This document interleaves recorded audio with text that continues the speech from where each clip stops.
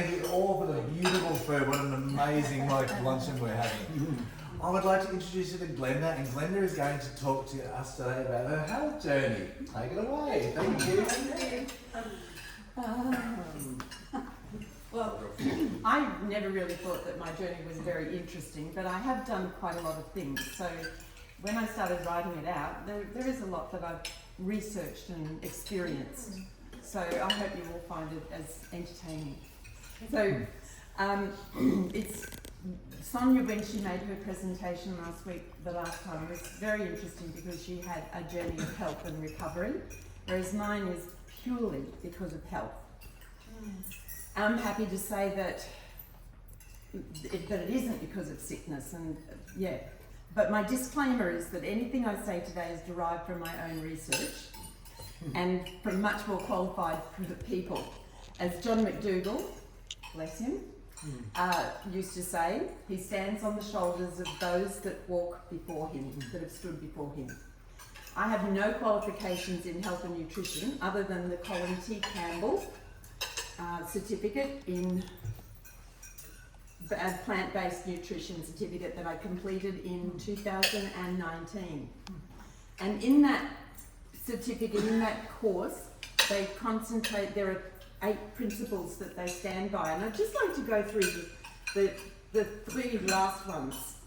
So principle 6 is that the nutrition that prevents disease in its early stages before diagnosis can also halt or reverse disease in its later stages after diagnosis. And principle 7, nutrition that is truly beneficial for one chronic disease will support health across the board. And principle 8, good nutrition creates health in all areas of our existence. All parts are interconnected. My goal is not to live a longer than normal life, but to live the best life possible and with the best health possible until I die. I'm lucky to say that I've not had any life-threatening reasons to make these changes, and I hope that having made these changes, it'll stand me in good stead for a long and healthy life. All my life I've struggled with my weight. Looking at me now, you might wonder about that. But from the tender age of 11, I've been dieting. My heaviest weight was when I was 99 kilos in my early 20s. That was me at age 17. There aren't very many photos of me that show me being really overweight, but you can see by my arms that I'm very, very full. Very full. Nice round face. I didn't quite make it to the 100 mark, but I came pretty close. 100 kilos. I've been yo-yo dieting for most of my life until I focused on health rather than weight. I always believed that my normal diet was healthy, and it was, according to the Australian Dietary Guidelines. But in 2010, I stopped focusing on my weight and truly concentrated on my health. I added more raw food to my diet, and I cut out all processed food. This meant I gave up all animal products, including dairy. I've tried many of the diets out there. Some are good, some not so good. And they work for a short time. We all know that. Why wouldn't they? Because they restrict calorie intake one way or another. Some more photos of me. That was when I was age 20. I went overseas on my first overseas trip when I was 19, and we arrived in London. I bought a wraparound skirt. You know the wraparound skirt tied at the side? And a cheesecloth top, gorgeous cream. I can see it. I can see the outfit. Well, 7 months later when I came home, I had to pin the skirt together at the side. It did not wrap around. I'm just a foodaholic. I had weight loss success in 1979 and 1980 with the particular desire of fitting into a specific wedding dress. My girlfriend was married 5 years before me when I was size 18 to 20. The dress that I wore was size 10. And 5 years later, after starving myself, I got down to what I call my ideal weight of 62 kilos. And I wore the wedding dress. But I didn't keep the weight off. Within a week, I gained 5 kilos. What I used to eat was have pretty much nothing for breakfast, and then lunch would be 2 double premium biscuits with some cheese. That's what I need. Oh, because I wanted to wear that dress. And wasn't it gorgeous? It's gorgeous. Can I just say Glenda's stunning? Thank you. Stunning, gorgeous. Thank you. But I didn't keep it off because you can't keep starving yourself. I couldn't breathe in that dress. I couldn't eat or drink all night. I didn't care because I thought I looked great. I felt great. Weeks later, I put on 5 kilos. Yes, yes. In 1982, I followed Weight Watchers, getting back to my goal weight of 62 kilos, becoming a life member. But again, I didn't keep it off. In 1998 and 2010, I followed for 12 years to 2010. I followed Fit for Life, which included dairy, eggs, and some meat and bread. For those who are not familiar with Harvey Diamond and Fit for Life, it's about food combining and natural hygiene. I would have predominantly had vegetable juice in the morning, followed by only fruit until lunchtime, but you could eat as much as you liked. Fruit was to be eaten on an empty stomach, and if eaten after veggies or carbs, I had to wait a few hours, and then after eating that, I'd have to wait a few hours, an hour before I ate fruit. So I now understand that juice is not a whole food. The fiber's been removed, along with the minerals that live in the skin of the produce. Fit for Never mind. Fit for Life is about natural body cycles. So from noon till 8 p.m. is appropriation, where you with eating and digestion. 8 p.m. to 4 a.m. is assimilation, which is absorption and use. And then 4 a.m. to noon is elimination of body waste and food debris. And it gives your body a chance to catch up. This certainly did bring about some wonderful changes for me, but I've since learned that there's no credible scientific evidence to support theories on food combining. Harvey Diamond himself stated that he may have overemphasised the importance of food combining, but as a result, when you follow the rule, you've simplified your diet and made dramatic changes for the better. I lost weight and I felt fantastic, and I had heaps of energy. In 2008, I started researching for my friend's 16-year-old daughter who was diagnosed with osteosarcoma, bone cancer in her leg. I was hell-bent on finding a cure for her. I explored so many protocols, but what it did for me was open my eyes to focusing on health rather than my weight. Many people think that they eat a healthy diet, just like I thought, but we all like to hear good things about our bad habits. Dark chocolate is good for you. Red wine is good for your heart. Olive oil is made from a vegetable. Everything is okay in moderation, and many, many more. We've all heard them and even used them. When I was doing Fit for Life and up until 2017, I was still drinking wine. And my justification? It's just grape juice. I gave up drinking on the 3rd of January 2017, but who's counting? I no longer had to lie about how I felt. When I was drinking, I'd get up in the mornings and pretend to feel well. I was, I believe, a high-achieving alcoholic.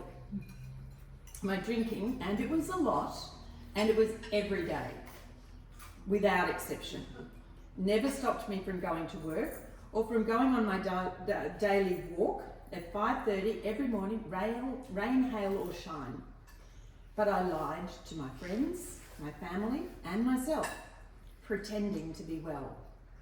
I no longer have to do that. When I say I feel great, it's the truth. In 2010, I went totally raw for 2+ years, taking it one step further and cutting out all animal products, something I thought I would never do. And all processed and all cooked food, very hard to sustain in the winter when we crave warm, comforting food. As I was just discussing with Glenn, it's hard to stay raw when it's cold. What enticed me to go raw? My research led me to the understanding that heating food destroyed all the enzymes in food, and if you restricted the heating via a dehydrator to 115 degrees, that the food was still considered alive. I soaked all the nuts and seeds to activate them, dehydrating them then for storage. Soaking was meant to remove phytates, as earlier research on animals reported phytates to be an inhibitor of mineral absorption. More recent studies from human research indicates phytates are actually healthy and may protect against osteoporosis and even cancer. I used to sprout all my seeds and grains that I could sprout, favourites being lentils and mung beans. Love them. Freezing, cooking and microwave all reduce the nutrient content of plant food. This is not to say that all nutrients are lost, but if you are trying to heal, eating food as close to natural will give you the most benefits. Blending foods makes it easier to digest, breaking the cell walls apart, and all the minerals, vitamins, phytochemicals and antioxidants are released and readily absorbed into the body. I had so much energy. I slept better. I was able to wear pretty much any clothes I liked, which was very unusual for me because I spent my teen years in big tent dresses and I couldn't wear anything that everybody else wore. I'd love to have my teen years over again, only for that reason. I was wearing size 24 crimple-in pants. No denim in my size back then, and certainly no stretch denim or lycra. Just a shame I didn't do it earlier. A shame I didn't embrace good health rather than being slim as a priority. The two would have come together naturally. And I had my dad leading the way. I have to add that my dad was 5'10", weighed about 120 kilos. So he struggled with his weight too, but we could have been such a team. I just didn't understand at the time, and then I left home. More about my dad later. In 2012, I added cooked food, but still no animal products or processed food. This meant I had some nourishing comfort food. Then in 2013, I was whole food plant-based from 2013, and then I went whole food plant-based SOS free in 2018. After doing the immersion with Jenny and Malcolm, hopefully Malcolm and Jenny will come up and do a lecture for us one of these days. I spent a week at Anglesey, which was absolutely amazing. It just confirmed I was already on the right track, but I just needed a bit of tweaking, particularly with oils, nuts and seeds, and understanding calorie density. Jenny's an expert on calorie density, following in the footsteps of Jeff Novick, one of my gurus. In 2016, I went to Misty Mountain. Is anyone familiar with Barbara O'Neill? No? I spent a week at Misty Mountain, which was amazing as well. Barbara O'Neill is a nurse who studied the healing powers of our own body. She was a bit of a hippie. They used to call her the Earth Mother. The body heals itself given the right environment, natural food and exercise. But they use oil and salt, and the food was amazing. It was a terrific experience, but Barbara's now been banned from practicing in Australia because she made claims about being able to cure cancer and other diseases. So she's in America. Misty Mountain still operates, but she can't practice here. But she's very well received in America. I had an interest in water-only fasting. So in April 2017, I found out that Alec Burton, I went to his clinic in Arcadia in New South Wales, and Alec is an osteopath, or was, a chiropractor, a natural hygiene doctor, and his wife Nedjla is a psychologist. Unfortunately, by the time I went to Arcadia, Alec had passed away, and he was 82, I believe, and he didn't die of any disease. He was very fit and healthy. He got knocked off his push bike, had a terrible accident. So I did 6 days on water only. That was my introduction to water fasting, and I would have liked to have stayed longer, but I had restrictions with how much time I could be away, and when you do fasting you have to stay after the fast to refeed. Alec Burton actually trained Dr. Alan Goldhammer. Alan came over here and worked with Alec, the fasting guru in America, so naturally I had to go there. While Arcadia was supervised, it was not medically supervised the way True North is. And that's me at Arcadia, vegging out. And then I went, so in March 2019, I travelled to Santa Rosa, California to True North Health. I did 10 days on water only fasting, followed by 5 fabulous days of eating incredible food. The medical supervision is morning and afternoon every day, so they monitor everything you do.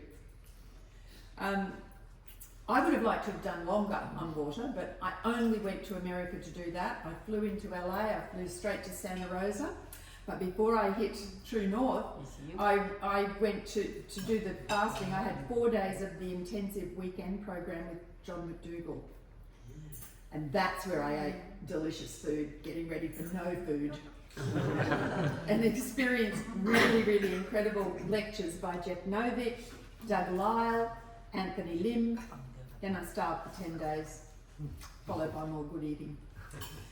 In February, oh, there's some photos here of True North. So that's Dr. Alan Goldhammer, and then up the top is Doug Lyle, and that was the doctor that I was under at the centre, Dr. Silveres.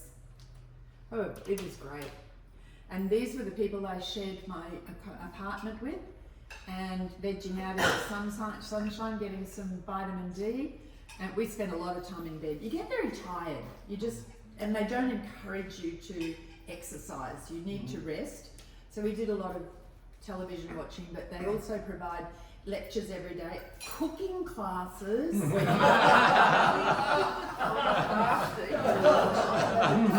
Cooking classes, Kathy Fisher. So we'd sit and watch all of these classes with the food and you're actually not hungry. After 3 days, you are not hungry. But anyone that's like me, I'm just a foodaholic. I want to eat. I want to have the food. I want to chew the food. I want to experience the flavours. So that was the part that I found hard. And that is Chef Bravo. He's the chef there. It was amazing. When I came off my fast, he brought me some soup and bring it up to the room. It was great with the chef coming to your room.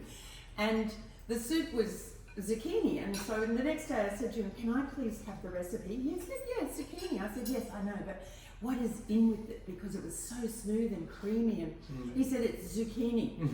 "Yeah, I know, but what's in the recipe?" He said, "That's all it was. It was steamed zucchini with some of the water from the steaming blended." It's delicious. I make it often. Often. Wow. Yeah, so I had that every day while I was refeeding. At that point you look much younger now. Oh, thank you. Like 10 years old, younger than before there. Well, I feel the best I've ever felt in my life. Yeah, And every year, yeah, thank you, that's great. So and this was John McDougall's. That's the auditorium and the ladies that I sat with every day. And there's John, me and John, my gurus. I love this. I can't believe. And look, that I can never get that photo again. And oops. What am I doing? That's Jeff Novick, and that's John McDougall's daughter Heather. So she runs all of these functions for him. Dr. Anthony Lim and Dr. Doug Lyle. Anthony Lim's the one that got me on this path.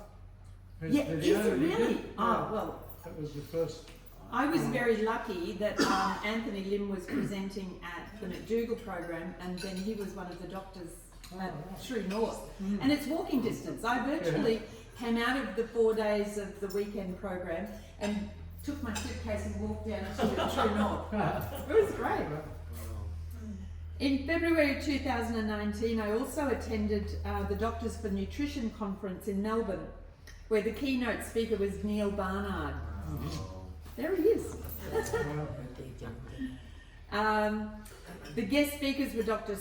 Scott Stoll, Dr. Renee Thomas, Dr. Luke Wilson from New Zealand, and Dr. Alan Desmond from the UK.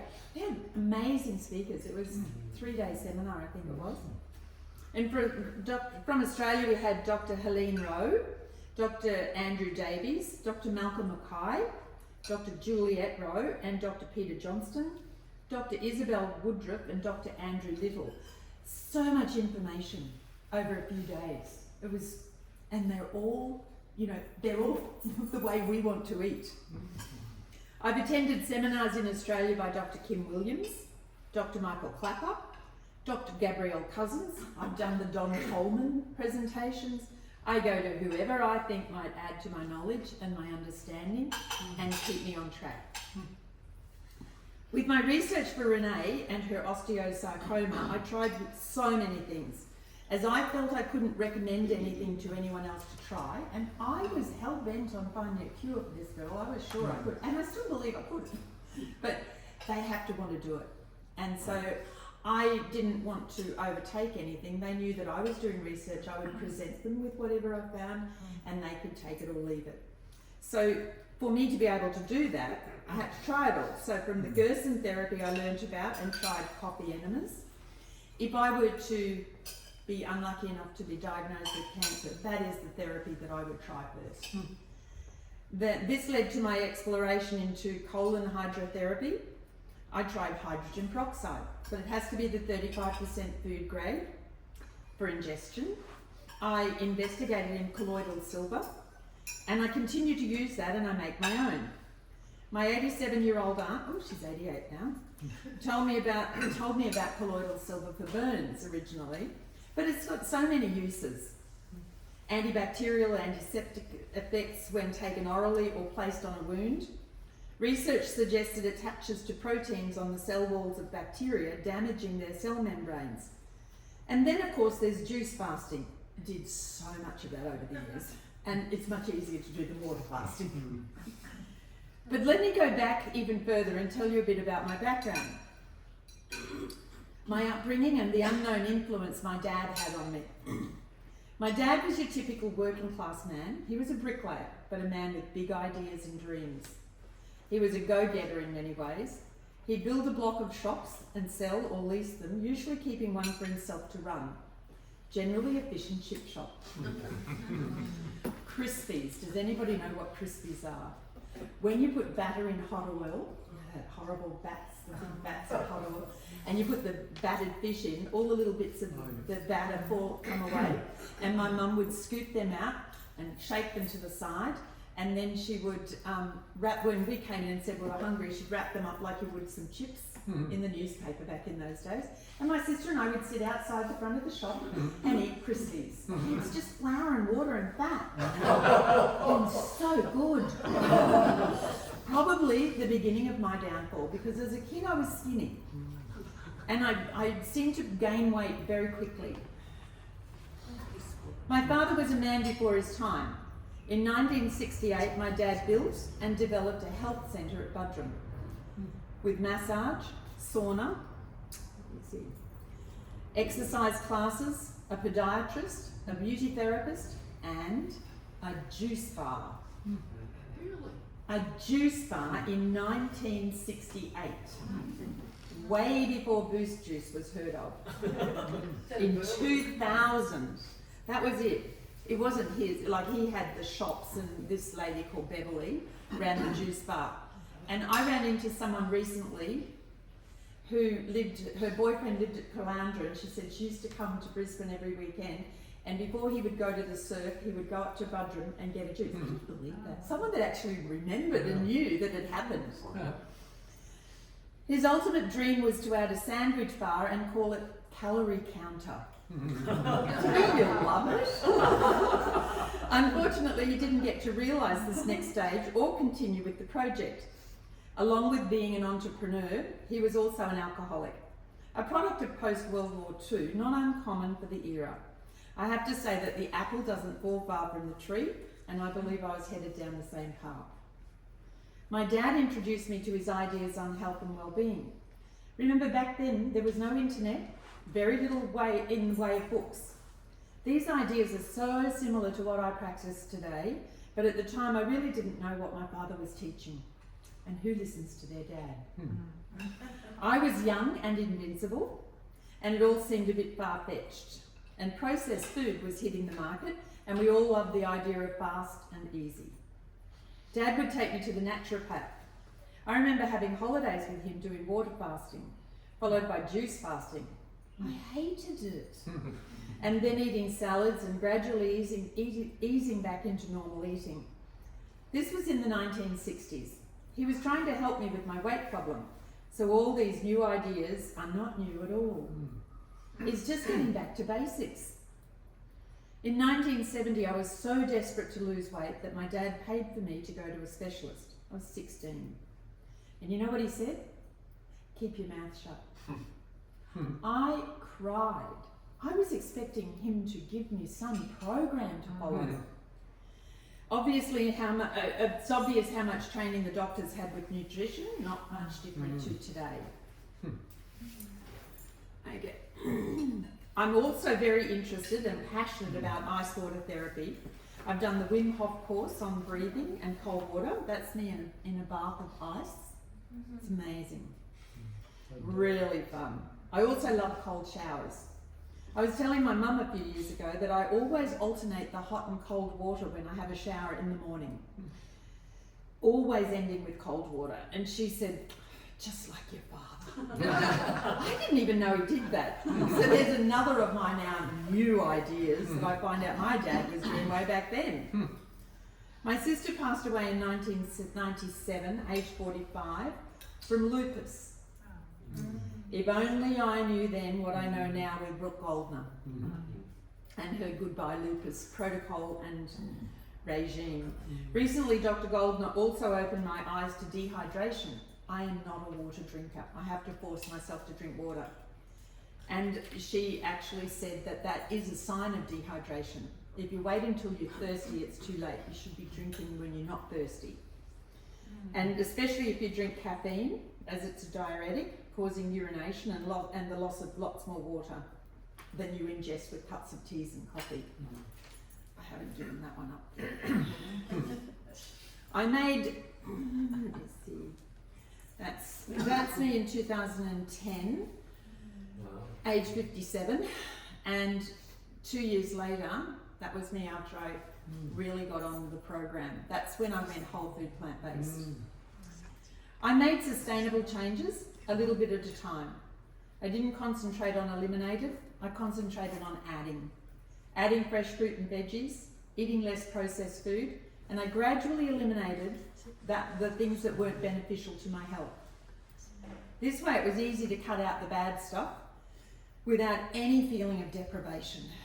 I didn't use other foods as a substitute. I didn't add vegan alternatives. I didn't want all the artificial additives and oils, but I can see some of these foods could be beneficial to others, particularly in the transition phase. I do regular exercise. I walk or bike ride most days. This morning I went for a walk at 5:30 with my niece.